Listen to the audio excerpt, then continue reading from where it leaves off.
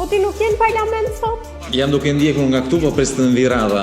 Ndërkohë që dëgjoja deputetët që flisin të shqetësuar për diasporën dhe i kërkojnë votën diasporës, ata pash tek website-i Eurostatit, ku janë gjitha statistikat se sa shqiptar kanë marrë leje për herë të parë në Bashkimin Evropian nga 2013 deri më sot. Dhe është e pabesueshme të zbulosh se në 2013-ën 31.000 shqiptar kanë marrë leje qëndrimit për herë të parë në Bashkimin Evropian. 34.000 pothuajse në 2014-ën, 50.000 në 2015, në 2016-ën 60.000, kanë qenë 85.000 në 2022-shin, pothuajse 80.000 në 2023-shin dhe 80.000 pothuajse në 2024-ën. 700.000 shqiptar, pothuajse 1/4 e popullsisë së atëhershme. Po çfarë do bësh ti për ta parandaluar largimin e shqiptarëve? Arsyeja pse secili prej këtyre 700.000 shqiptarë që janë larguar është thjesht sepse nuk shikonin në Shqipëri një të ardhme për veten e tyre dhe për familjen e tyre. Ne jemi të bindur që ata nuk kanë për të kthyer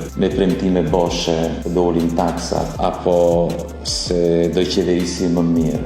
Ata do kthehen vetëm në momentin që do kuptojnë dhe do besojnë që në Shqipëri mund të ketë një mundësi edhe për ata. Dhe prandaj kemi venenin partia mundësia.